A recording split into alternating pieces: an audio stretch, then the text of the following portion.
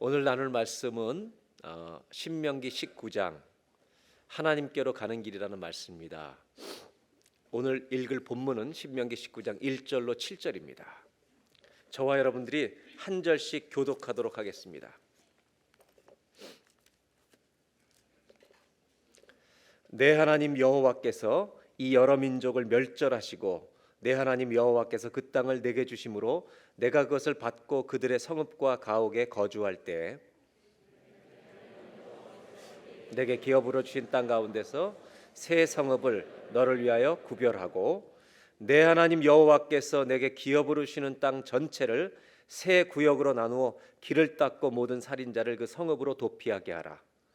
살인자가 그리로 도피하여 살만한 경우는 이러하니 곧 누구든지 본래 원한이 없이 부지 중에 그의 이웃을 죽이니를 가령 사람이 그 이웃과 함께 벌목하러 삼림에 들어가서 손에 도끼를 들고 벌목하려고 찍을 때 도끼가 자루에서 빠져 그의 이웃을 맞춰 그를 죽게 함과 같은 것이라. 이런 사람은 그 성읍 중 하나로 도피하여 생명을 보존할 것이니라.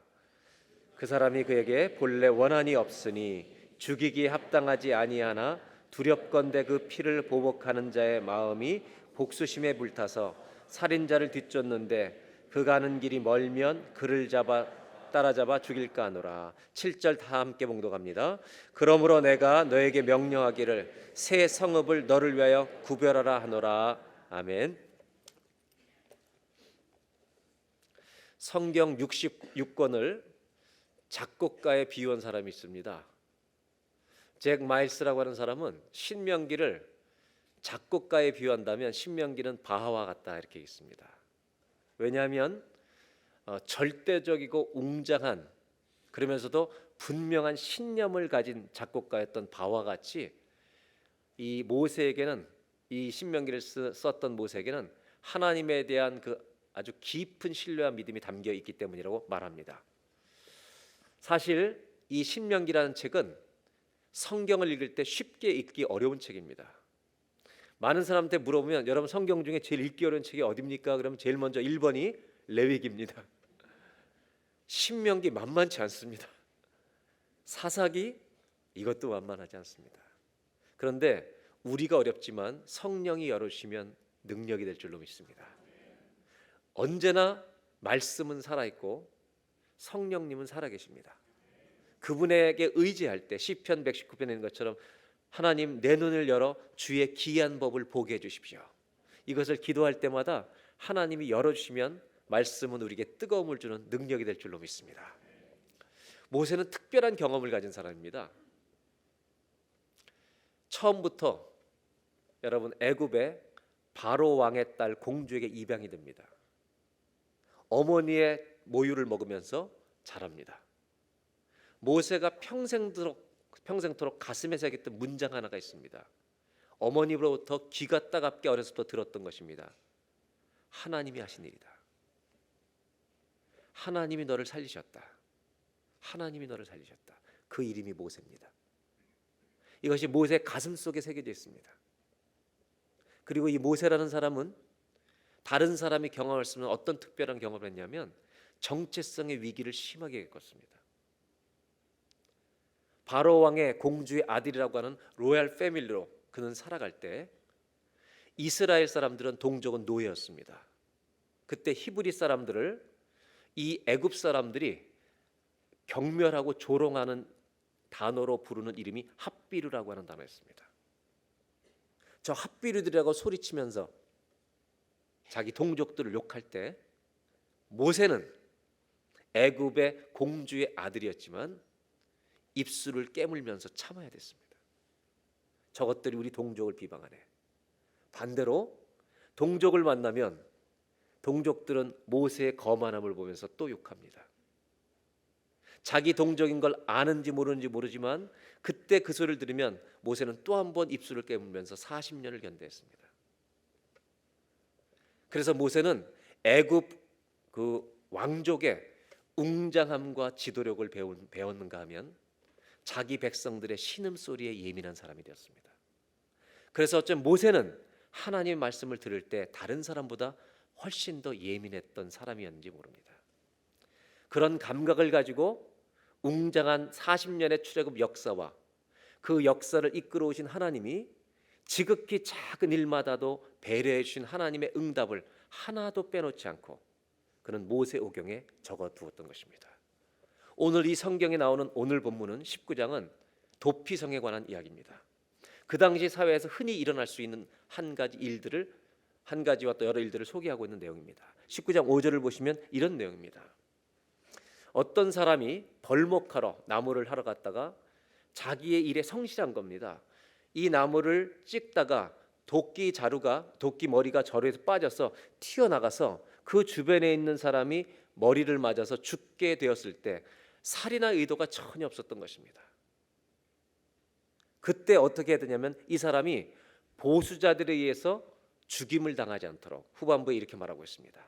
이런 사람은 그 성읍 중 하나로 도피하여 도피성을 요단강 동편의 3개, 서편의 3개에서 6개를 만들었는데 이 도피성을 만들어놔서 거기로 도피하면 보수자들이 그 안에 들어오지 못하는 아주 성스러운 지역으로 구별해 버린 겁니다. 그래서 그 도피성에 도피해서 보호를 받고 재판을 받을 수 있도록 생명을 보존하는 것을 도피성이라고 불렀습니다. 잠깐 지도를 보시면 도피성은 이렇게 6개로 구분되어 있었습니다. 요단강 동편에 3개, 왼쪽에 3개. 그래서 서편에 게데스, 세겜, 헤브라는 곳에 이 도피성이 있어서 사람들이 이런 실수를 했을 때 달려가는 것이 도피성이었습니다.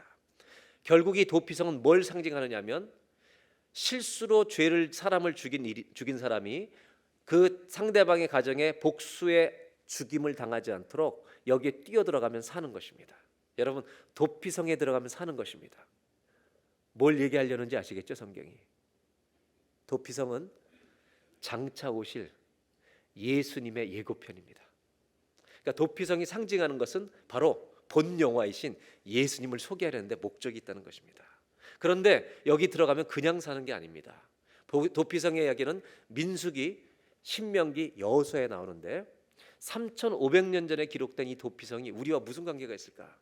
네, 아무 관계가 없는 것처럼 보이지만 직접적인 관계가 있습니다. 민수기 35장으로 가보겠습니다. 너희를 위하여 성읍을 도피성으로 정하여 부지 중에 살인한 자, 의도적이지 않고 우연히 살인하게 된 자가 그리로 피하여 숨게 하라는 것입니다. 12절, 그 이유는 너희가 복수할 자에게서 도피하는 성을 삼아 살인자가 회중 앞에 서서 함부로 복수당하는 게 아니라 의도적인 살인이 아니기 때문에 판결을 받기까지 죽지 않도록 보호하기 위함이다. 그 다음에 22절에 가면 이것뿐만 아니라 다른 경우도 얘기합니다. 22절, 악의가 없이 우연히 사람을 밀치거나 기회를 엿범이 없이 무엇을 던지거나. 23절, 보지 못하고 사람을 죽일 만한 돌을 던져서 죽였을 때 이는 악의도 없고 해하려 한 것도 아닌즉. 24절, 회중이 친자와 피를 보복하는 자간에 이 규례대로 판결하되 25절이 중요한 구절입니다. 다 같이 한번 함께 봉독합니다. 피를 보복하는 자의 손에서 살인자를 건져내어 그가 피하였던 도피성으로 돌려보낼 것이며 그는 거룩한 기름 부음을 받은 대제사장이 죽기까지 거기 거주할 것이라. 여러분, 우발적인 사고로 사람을 죽였던 사람은 세상의 자유를 입고 나가려면 반드시 기다려야 되는데 언제까지 기다려야 되냐면 누가 죽을 때까지요? 대제사장이 죽을 때까지 기다리는 것입니다. 그래서 대제사장이 죽는 날 이 사람은 사면을 받습니다. 자유의 몸이 돼서 그 우발적인 사고 때문에 상대방이 복수할 경우 그 사람은 살인죄가 되는 겁니다. 이 사람의 모든 지금까지 잘못이 용서받는 날이 대제사장이 죽는 날입니다. 이때 자유를 얻습니다. 여러분, 이 옛날 이야기가 우리와 무슨 관계가 있을까? 여러분, 대제사장은 속죄일 날 7월 10일 날 백성의 죄를 가지고 지성소에 들어가는 유일한 사람입니다. 이분은 도피성만이 아니라 대제사장은 장차 오실 예수님을 상징하고 있습니다. 하나님은 특별한 법을 정해주신 겁니다. 이렇게 우발적인 사고를 저지른 사람이 도피성에 도피성에 폐 있다가 대제사장이 죽는 날 이 사람의 죄가 사면되고 자유를 주시는 이유는 백성들의 속죄를 담당하는 상징적인 인물 대제사장의 죽음을 이 사람의 죄를 대속하는 것으로 하나님이 여겨주시는 법 말씀을 만드셨기 때문입니다. 자, 이제 우리는 상상을 좀 하셔야 합니다. 우리가 3,500년 전으로 가는 겁니다. 왜냐하면 우리들도 이런 일 할 수 있죠. 운전하다가 아기가 보이지 않아서 뒤를 쳐서 아이를 죽일 수도 있습니다. 전혀 그런 계획이 없습니다. 그러나 그 사람은 평생 짐이 될 수 있습니다. 어디로 가냐면 3,500년 전에 우리가 도끼질을 하다가 사람을 죽인 사람이 되어보는 겁니다. 전부 다 우리는 도피성에 들어가 있습니다. 누가 죽어야 삽니까? 대제사장이 죽어야만 자기는 자유의 몸이 돼서 일터로 가정으로 돌아갈 수 있습니다. 그러면 이 사람은 뭘 기다리는 거예요? 이 심각한 문제입니다. 여러분 옆에 분한테 이렇게 얘기해 보세요. 얼마나 기분이 나쁘지? 당신 죽기를 기다리고 있습니다. 한번 얘기해 봐요. 이게 얼마나 끔찍하지 마세요. 또 한다. 얼마나 끔찍한 일인지 아십니까, 여러분?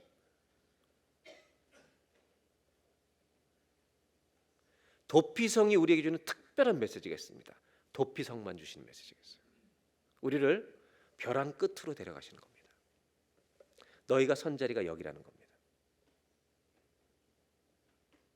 너는 나가면 죽는다는 겁니다. 누가 죽어야만 사냐면 대제사장이 죽어야만 자유케 되는 겁니다. 저는 이런 상상을 해봅니다. 이 죄인들이 대제사장이 죽기를 기도했을까? 물어보는 거예요. 여러분 어떻게 생각하세요? 여러분 같으면 기도할 것 같아요? 안 할 것 같아요? 중요한 질문입니다, 여러분. 솔직하게 한번 얘기해 보세요. 기도할 것 같아요? 아, 그래 난 기도 못한다. 할 것 같아요? 여러분 하셔서 주님이 오신 거예요.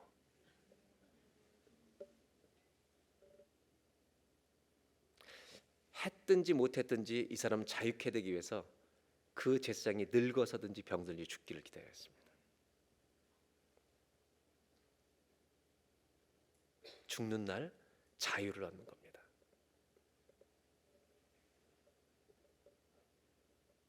철저하게 가슴속에 새겨야 합니다. 저분의 죽음이 나를 살렸다는 것. 도피성은 오늘날 현대 3,500년 이 사건 뒤에 있는 우리들을 예수님이 우리에게 행하신 일이 얼마나 값진 일인지를 보여주는 벼랑 끝에 죽을 자리에 우리를 세워놓고 말씀하시는 겁니다. 너희가 예수 그리스도에 대해서 이 고마움을 지금도 가지고 있느냐는 것입니다. 예수님은 이렇게 말씀하십니다. 히브리서의 대제사장이신데 내가 많은 사람을 위하여 대성물로 죽기 위해서 왔다고 말씀하십니다. 여러분, 예수님은 우리를 살리기 위해 죽으러 오신 줄로 믿습니다.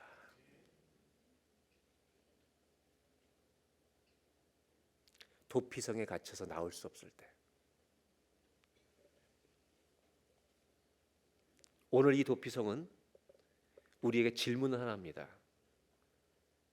벼랑 끝에 네가 서 있을 때 너에게 제일 필요한 분이 누군지 아느냐? 사랑하는 여러분, 우리에게 예수님이 필요합니다.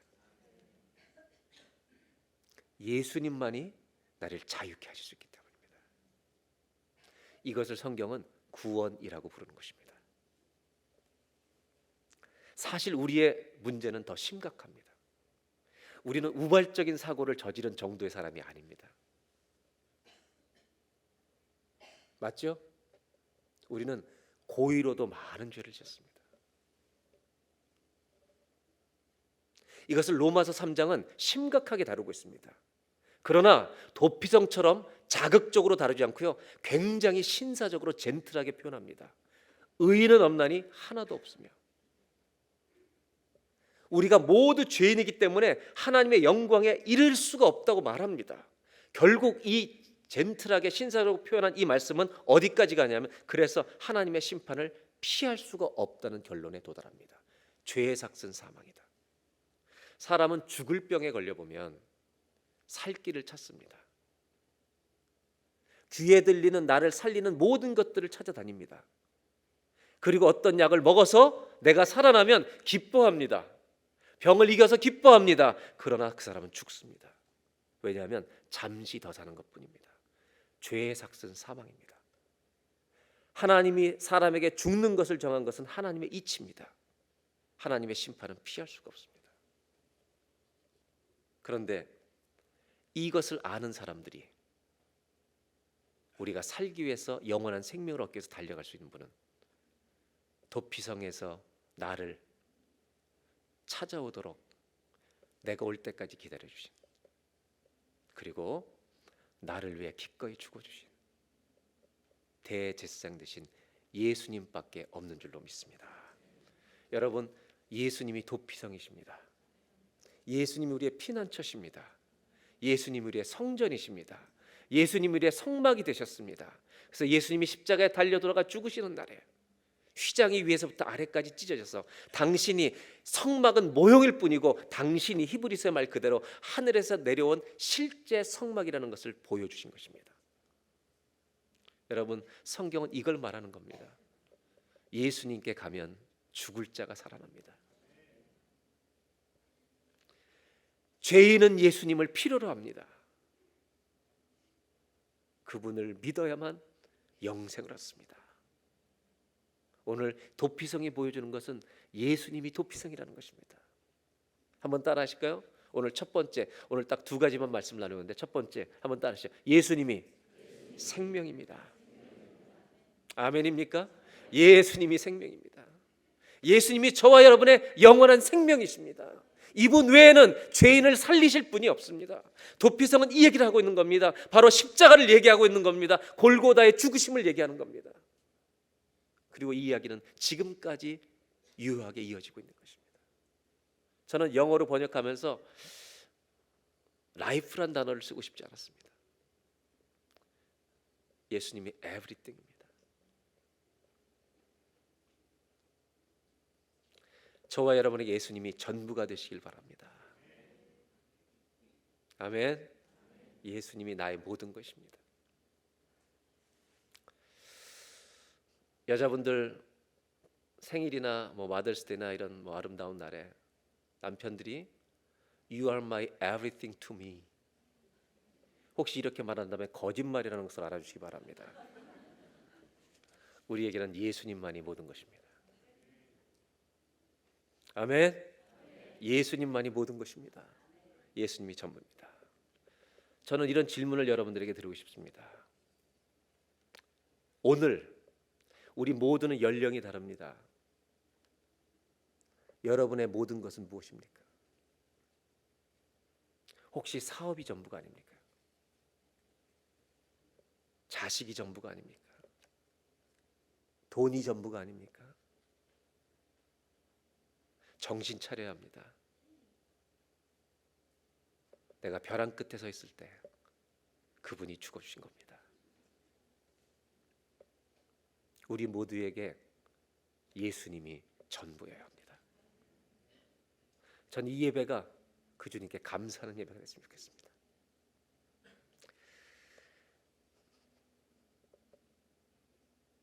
설교를 더 하기 전에 조금 기도하고 했으면 좋겠습니다.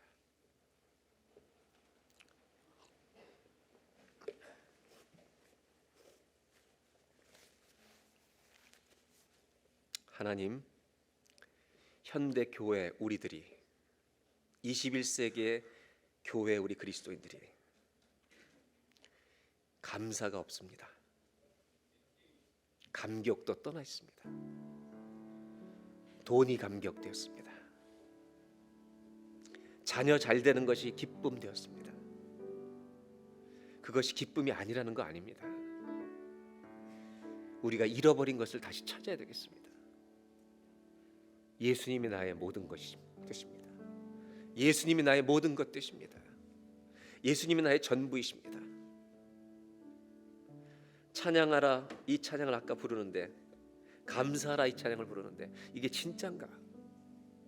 우리 가슴의 언어인가 이게? 이 시간 다 같이 기도할 때, 하나님 감사합니다. 구원의 감격을 아버지 돌려주십시오. 회복시켜 주십시오. 내가 벼랑 끝에 있을 때, 도피성에 피해 있던 사람은 대제사장이 죽기를 기다려 했습니다. 그 죽는 날 자유함을 얻습니다. 예수님의 죽으심 때문에 우리는 자유하게 삽니다. 은혜를 얻고 삽니다. 이 시간 다 같이 기도할 때 하나님 구원의 감격을 회복시켜 주십시오. 그 은혜가 내 가슴 속에 살아있게 해주십시오. 그리고 예수님이 나의 모든 것 전부라는 고백이 있게 하여 주십시오. 우리 다 같이 2, 3분만 합심해서 기도하겠습니다. 하나님 아버지 감사합니다. 구원의 감격을 회복시켜 주십시오. 우리가 아직 죄인 되었을 때 그리스도께서 대제사장 되신 그리스도께서 우리를 위해 죽으심으로 우리를 얼마나 사랑하셨는지를 알게 하셨다고 말씀하십니다. 하나님 우리가 잃어버리고 있는 것이 있습니다. 이 은혜의 감격이 얼마나 큰지 아버지 너무나 많이 우리가 잃어버리며 살아가고 있습니다. 다른 것이 전부가 되어가고 있습니다. 하나님 우리의 믿음을, 우리의 감격을, 우리의 은혜를 살려주시옵소서. 이 은혜로 예배드리게 하시고 찬송하게 하여 주시옵소서.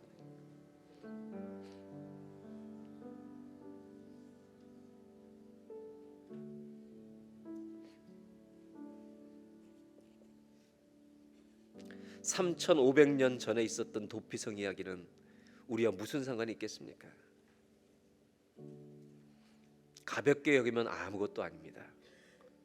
그러나 성령님이 열어주시면 우리를 흥분시키는 이야기입니다. 네가 이 자리에 있을 때 뭐를 기다리는 사람인지 아냐? 저 대제사장이 죽기를 기다렸다. 그가 죽는 날 네가 자유하기 때문이다. 예수님 말씀하십니다. 내가 너희를 위하여 죽었노라. 우리가 고백하게 해주십시오. 주님이 나의 전부이십니다. 예수님 당신이 나의 모든 것 되십니다.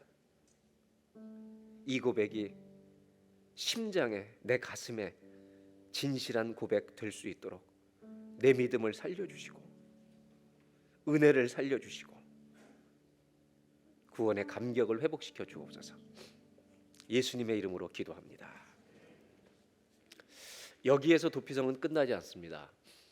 하나님은 이 도피성을 만드실 때 특별한 주문을 하나 하셨습니다. 그게 뭐냐면 길을 잘 내라고 말씀하신 겁니다. 3절을 보시겠습니다. 내 하나님 여호와께서 기업으로 주시는 땅 전체를 세 구역으로 나누어 길을 닦고, 어떤 길을 닦냐면 도피성으로 오는 길을 잘 닦으라고 말합니다.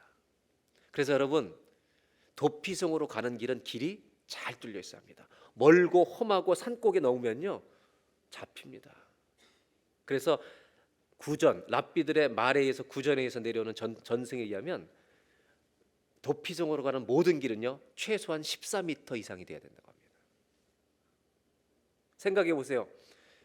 이 사람은 살라고 도망치는 거고 복수하려는 사람은 죽이려고 쫓아가는 거니까 누가 더 빠르겠어요? 둘 다 빠릅니다. 고민하실 필요 없습니다. 한 분은 살라고 한 분은 죽으려고 뛰니까 다 빠른 겁니다. 그래서 하나님은 억울한 죽음을 또 당하지 않도록 길을 잘 내라. 두 번째는 외국인도 해당됩니다. 차별이 없습니다. 구원에는 복음에는 차별이 없을 줄로 믿습니다. 또 하나는 도로 표지판을 크게 만들어 붙이라고 했습니다. 어디가 도피성이야? 모르면 안 되게 도피성은 크게 붙이라는 겁니다. 그래서 여러분들이 오늘 운전하고 집에 가실 때 신호등을 제외하고 제일 큰 간판, 눈에 제일 잘 띄는 간판이 뭐냐? 잘 보시기 바랍니다. 스탑 사인. 왜냐하면 안 쓰면 죽기 때문이에요. 두 번째로 잘 보는 게 뭔지 아세요? H. 병원이 응급 환자가 병원이 어딘가 여기가 아닌가 봐요. 이러면 큰일 나는 겁니다. 코너마다 H라는 하스피탈은 다 붙여 있는 겁니다. 또한 6절에 또 한 가지 길의 원리가 있습니다. 그것은 멀지 않아야 합니다. 19장 6절에 이렇게 말합니다. 가는 길이 멀면 따라와서 죽일까 봐 곳곳에 도피성을 만들어 놓으신 겁니다. 저는 이 도피성을 읽으면서 마음속에 계속 들어왔던 한 가지 단어가 있습니다. 제가 묵상하는 중에 하나님 계속해서 생각하게 하신 것이 있습니다. 그것은 도피성만이 아니라 오늘 두 번째 나누려고 것은 도피성까지 가는 길입니다. 도피성에 가면 사는데 그 가는 길입니다. 이 길은 잘 닦여 있어야 되고 표지판이 있는데 이 길은 가면 사는 길입니다. 이런 실수를 범한 사람한테는 얼마나 고마운 길인지 모릅니다. 그런데 여러분, 이 길은 하나님께로 가서 사는 길만이 아닙니다. 거기서 살면, 회복이 되면, 대장이 죽으면 다시 세상으로 보냄을 받으러 나오는 길입니다. 즉, 이 길은 두 개의 길이 있습니다.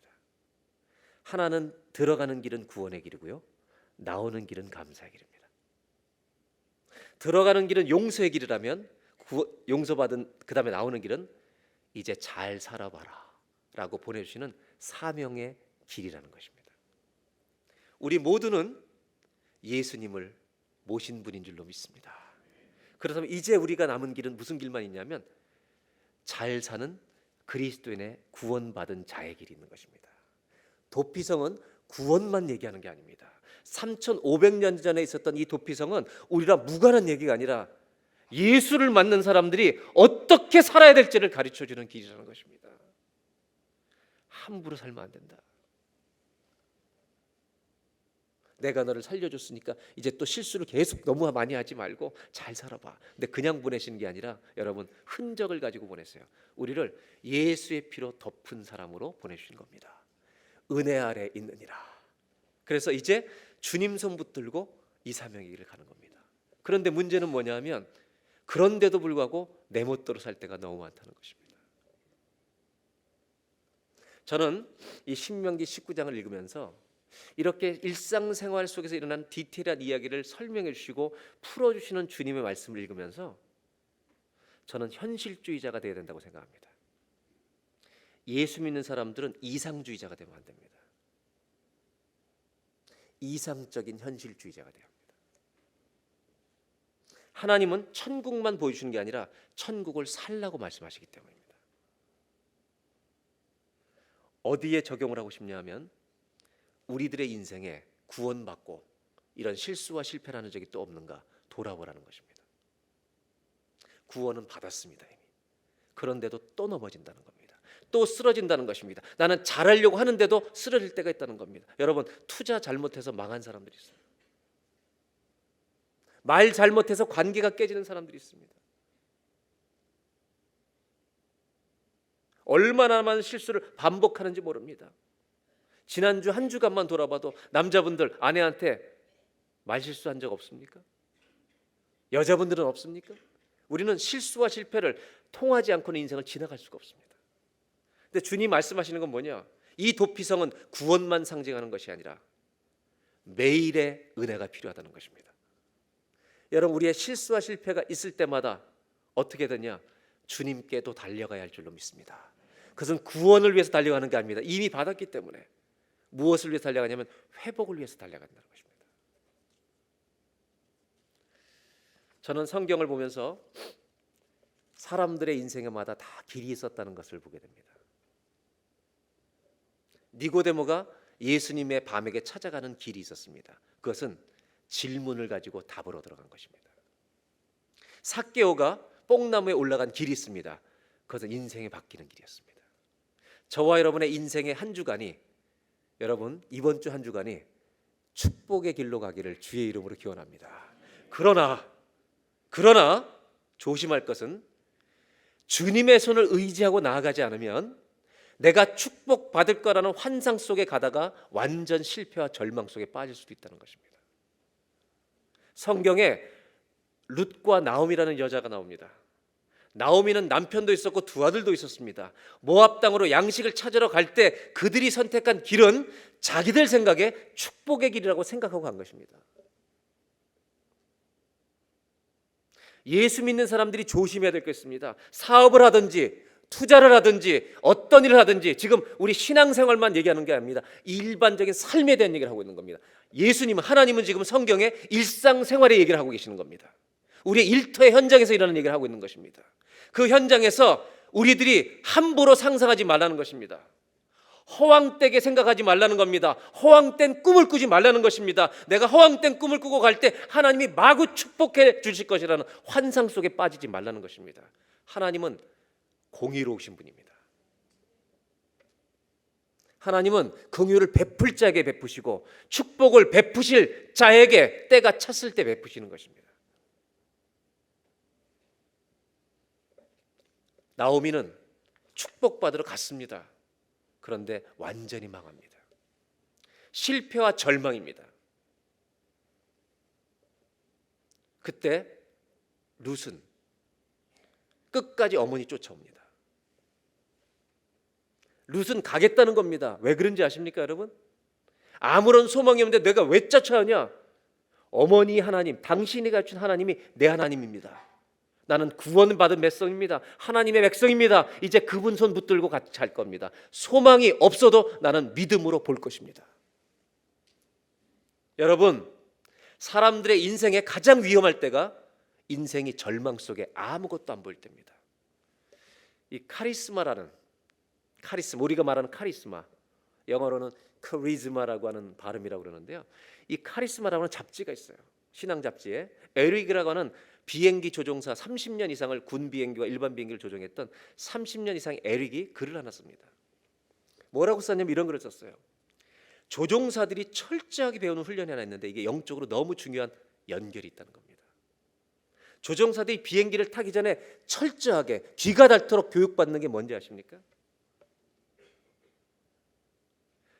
비행기를 운전하고 네가 갈 때 너의 목숨만 달린 것이 아니라 같이 탄 사람의 목숨이 같이 달려 있다는 겁니다. 가족도 마찬가지입니다.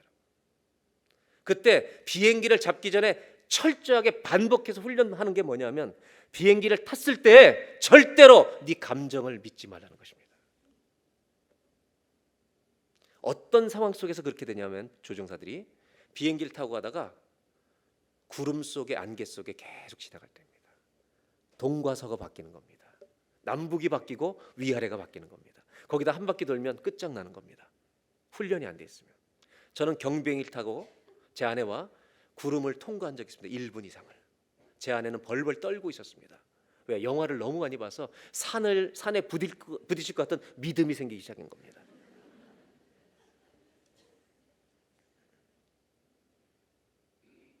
조종사들은 철저하게 배워야 합니다. 뭘 배우는지 아십니까?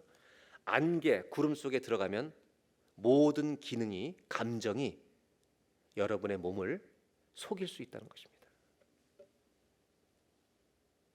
그래서 비행기 조종사는 아무것도 안 보일 때 가장 중요한 것은 계기판을 믿으라는 것입니다. 내 높이가 어디인지. 그러면서 그 사람은 글을 이렇게 썼습니다. 이 계기판이 하나님의 말씀이었습니다. 라고 합니다.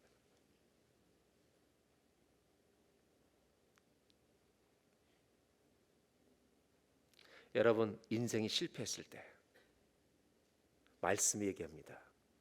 구원받기 위해서만 오는 게 아니라 실패했을 때도 다른 데 먼저 갈 것이 아니라 해답이 되신 예수님께로 달려가야 할 줄로 믿습니다. 그리고 이 조종사는 하나를 더 얘기합니다. 비행기를 조종할 때 또 하나 중요한 특징이 있는데 배우는 게 있는데 이게 뭐냐면 비행기 조종사는 반드시 계기판을 믿고 그래서 walk by faith 믿음으로 걸어야지 not by sight 눈에 보이는 곳으로 운행하지 말라는 겁니다. 아무것도 안 보이는데 어떻게 해요? 감정을 따라가지 말라는 겁니다.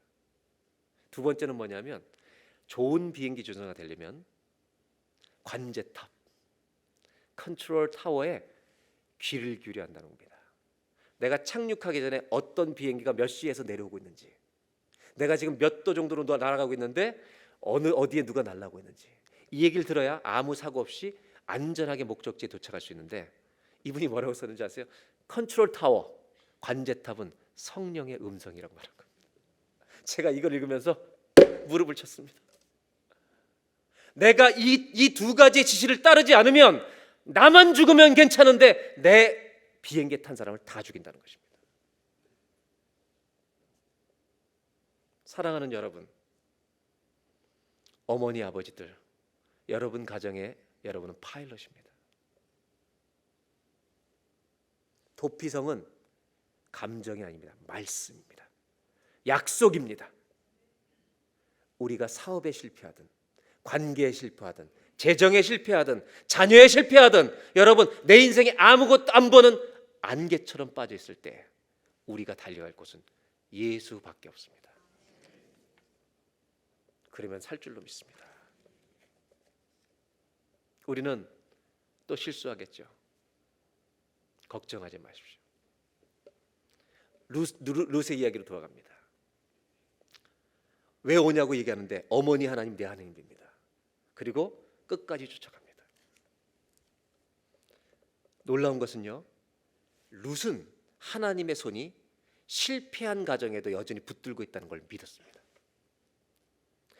넘어졌을 때 실패했을 때도 여러분 구원받은 자들에게 하나님의 손은 놓지 않으시고 붙들고 여러분들과 함께 가고 계신 줄로 믿습니다. 이 손을 봤는데 중요한 것은 이 며느리에게 믿음을 가르쳐준 시어머니는 하나님의 손이 보이지 않았다는 겁니다. 아니 뭐라고 얘기하는지 아십니까? 고향으로 돌아와서 내가 풍족하여 나갔는데 빈손되어 돌아왔다. 빈손이라는 겁니다. 손은 보이는데 빈손입니다. 그리고 심지어 뭐라고 했냐면 하나님이 나를 이렇게 만드셨다고 얘기합니다. 그리고 원망의 방으로 들어갑니다. 두 종류의 길이 룻기에 나옵니다. 룻기 1장과 2장에는 하나는 실패 속에 감정의 낙심 때문에 안방에서 처박히는 시어머니 나오미의 길이 있고, 룻은 그 다음 날부터 이렇게 앉을 수가 없어서 여러분 하나님 손 붙들고 성경적인 방법 이삭 줍는 성실한 걸음으로 그냥 걸어가는 겁니다. 여러분 실패했을 때 허황된 꿈을 꾸시면 안 됩니다. 내가 지금 할 수 있는 가장 작은 일, 그 성실한 걸음을 뛸 때 그 걸음이 놀라운 것은 그 집안을 살리는 그 집안의 리디머, 고엘, 책임져 주시는 기업 물을 자 보아스가 나타난 것처럼 우리가 실패했을 때 주의 음성을 따라 한 걸음씩 한 걸음씩 성실하게 걸어가면 우리의 영원한 기업 물을 자 되신 예수 그리스도께서 저와 여러분들을 살려내실 줄로 믿습니다. 이것이 바로 도피성입니다. 도피성에는 두 길이 있습니다. 잊지 마십시오. 용서의 길이 있고 사명의 길이 있습니다. 구원의 길이 있고 감사의 길이 있습니다. 그리고 이 길은 구원으로만 끝나는 게 아니라 우리 인생이 힘들고 어려울 때마다 언제나 달려가면 그분이 우리 인생의 해답이 되어주실 줄로 믿습니다. 저는 성경을 읽으면서 이런 생각을 계속 합니다. 우리가 길이 아니라는 겁니다. 내가 답이 아니라는 겁니다. 내 생각과 욕심과 허황된 꿈은 감정일 뿐이라는 것입니다. 위기의 때 말씀인 계기판으로 돌아가야 합니다. 주님께로 가셔야 합니다. 왜냐하면 예수님만이 우리의 지혜이시고 해답이시기 때문입니다. 오늘 마지막으로 나누는 것이 이것입니다. 한번 따라 하실까요? 예수님이 해답입니다. 아멘입니까? 예수님만이 해답입니다. 성경은 이렇게 얘기합니다. 내가 영적인 신앙 얘기를 하고 있는 게 아니다. 신앙적인 얘기만 하고 있는 게 아니라는 겁니다. 도피성은 우리의 일터의 얘기를 하고 있다는 겁니다. 사업 얘기를 하고 있다는 겁니다. 가정에서 일하는 일을 얘기하고 있다는 겁니다. 그 모든 문제가 있을 때 안개처럼 보이지 않을 때 주님께 가셔야 합니다. 왜냐하면 그분만이 우리를 위해서 최고의 해답을 가지고 기다리고 도피성에서 그분이 도피성이셔서 우리를 기다리고 계시기 때문입니다. 성경을 읽어보니까 많은 사람들의 길이 생각납니다. 백부장이 하인을 살려달라고 예수님께 달려가던 길이 있었습니다. 12년 동안 허비하다가 예수님 붙들면 낫겠다는 그 믿음으로 쫓아가던 혈루병 앓던 여인의 길이 있었습니다. 자기 딸이 죽게 되었다고 예수님께 달려오던 회당장 야이로의 길이 있었습니다. 베드로가 예수님을 3번이나 부인하고 도망가 있을 때 도저히 자기가 수제자로서 주님을 뵐 면목이 없을 때 여러분 베드로는 예수님께 못 갔습니다. 그때는요 여러분 놀라운 거 아세요? 예수님이 베드로에게 길이 되어주셨습니다.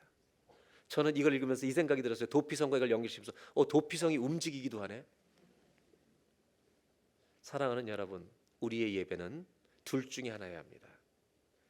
우리를 살려달라고 주님께 오시든지, 오늘 주님이 우리에게 오셔야 합니다. 그 둘 중에 하나가 일어나야 우리가 살 것입니다. 저는 우리 예배가 이런 예배가 되면 참 좋겠다 생각합니다. 마지막으로 꼭 묻고 싶은 게 있습니다. 여러분의 인생에 가장 소중한 분은 누구십니까? 이제 대답하실 수 있겠죠? 여러분 오늘 가장 소중한 분이 누구십니까? 예수님이십니다. 사랑하는 아내 여러분, 남편한테 오늘 집에 와서 꼭 물어보십시오. 당신은 인생에서 누가 제일 중요해? 그때 남편들이 당신이라고 대답할 때 실망하시기를 축원합니다.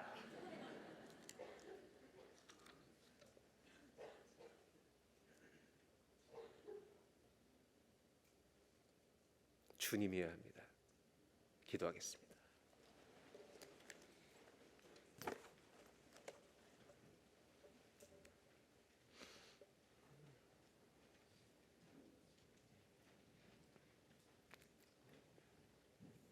하나님, 오늘의 예배가 우리가 주님께 달려나와 살려달라고, 나를 도와달라고, 나를 일으켜달라고, 허황된 꿈에서 깨어나게 해달라고, 내 실패에서 나오게 해달라고 기도하는 생명의 길이 되게 해주신지, 그것도 못하는 우리들에게, 베드로에게 찾아주는 것처럼 주님이 찾아와 주시면 좋겠습니다. 주님, 저를 도와주십시오. 우리 가정을 도와주십시오. 내 일터를 도와주십시오. 내 재정을 도와주십시오. 우리 자녀를 도와주십시오. 주님은 구원자의 주님만이 아니라 내 인생의 모든 문제의 해답이 되십니다. 이 시간 다 같이 한번 합심해서 잠시 기도합니다. 하나님, 저희 예배가 도피성으로 달려가던 은혜의 예배가 되게 하여 주십시오. 우리를 살려주십시오. 우리 가정을 살려주시고 일터를 살려주십시오. 주님, 문제가 있을 때마다 모든 우리 시야가 안 보일 때 감정을 쫓지 않게 하시고 룻처럼 믿음으로 걷는, 계기판 말씀을 붙들고 걸어가는 우리가 되게 해주십시오. 다 같이 한번 합심하여 잠시 기도합니다.